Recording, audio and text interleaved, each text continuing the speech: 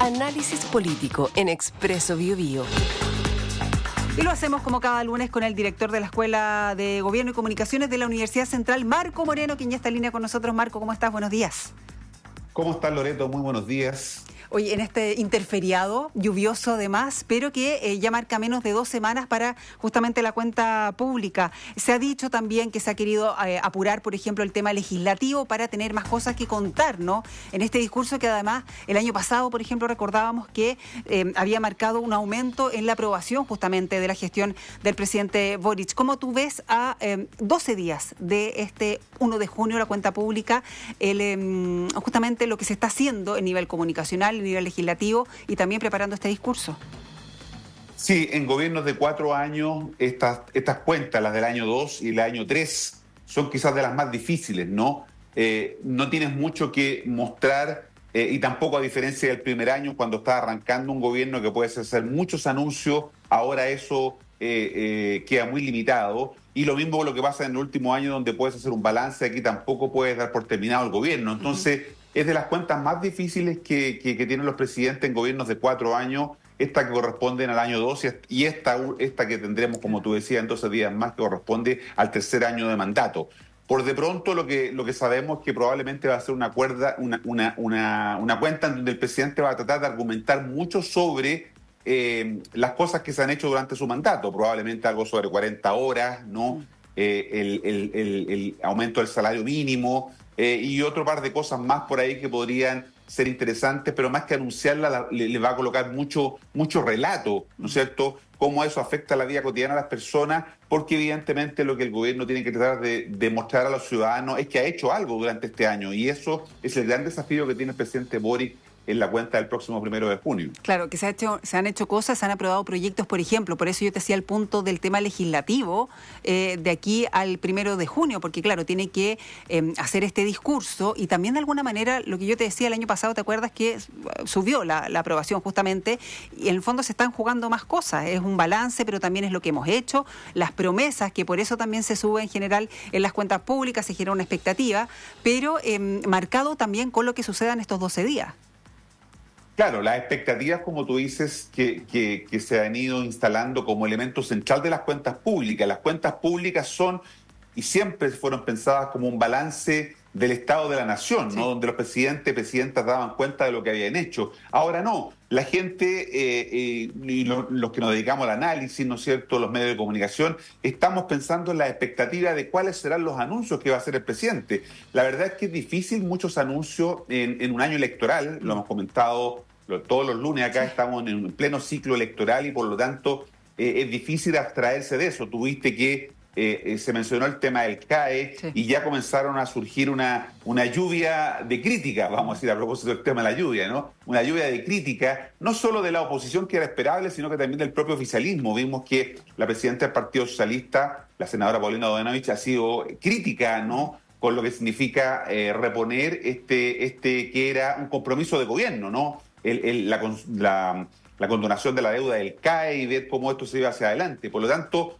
no va a ser fácil para el gobierno articular lo que tiene que dar a conocer el próximo 1 de junio. Por eso anunció antes el tema del CAE, para poder dejarlo como un check de lo que ya se hizo, ¿no?, en el sentido que va a enviar el proyecto de tramitación, que va a ser en septiembre, pero no darlo a conocer como algo que vaya a hacerse a partir de que se dé la cuenta pública. Creo que esos son los elementos que van a estar en el fondo en lo que el gobierno aspira, ¿no es cierto?, a que la gente reconozca que se han hecho cosas durante este año, pero para eso va a tener que dar buenos argumentos para que así sea. Y en general aumenta la aprobación de los presidentes, ¿cómo ha sido históricamente también eso, después de la cuenta pública, o depende de en qué año de gobierno esté? Tú decías, claro, son 4 años, un tiempo acotado, ¿no? Es distinto una cuenta pública que se hace el primer año, la primera, a la última, que es más bien un balance que se hace al mandato. Sí, es difícil generar resultados en términos de las expectativas, como te decía, en el año 2 y 3 de un gobierno de 4 como los que tenemos en Chile, ¿no? Es muy difícil, más aún con un gobierno que lo agarra el ciclo electoral prácticamente a pocos meses de que tengamos, ¿no es cierto?, que concurrir nuevamente a la urna, como ha pasado los 2 años anteriores, ahora para elegir alcaldes, concejales, gobernadores y consejeros regionales. Por lo tanto, la mejora después de las cuentas públicas en el año 2 y 3 siempre es bien marginal, no es muy significativa como ocurre en el año 1 y en el año 4. Creo que entonces no hay que tampoco pensar que el gobierno vaya a tener un cambio importante en la aprobación que los ciudadanos hacen medida por las encuestas, en el sentido de que lo que pueda dar a conocer en la cuenta pública signifique de una manera importante un cambio en esa percepción que la gente tiene sobre la marcha del gobierno. Y en temas de percepción también y de apoyos, bueno, ha generado mucho ruido, lo hemos comentado acá también, este concepto que utilizó José Antonio Kast en España del travesti político. Ha sido rechazado incluso también por la oposición, pero... ¿qué se busca con eso? Porque hay o seguidores duros, ¿no? Justamente de José Antonio Kast, que no van a votar más o menos por él, hablando o diciendo este concepto, o sí. ¿Quién sale perjudicado con esto? Sí, bueno, lo de Kast es bien de manual, ¿no? Yo digo que hay más sorprendidos que sorpresa, porque esto era previsible. Recordemos que de marzo a mayo la brecha que tiene José Antonio Kast con Evelyn Matei es cerca de 10 puntos. Desde la muerte del expresidente Sebastián Piñera se ha ido consolidando el liderazgo de Evelyn Matei, sí, y la diferencia es bien importante, ¿no? 9, 10 puntos según la encuesta que miremos.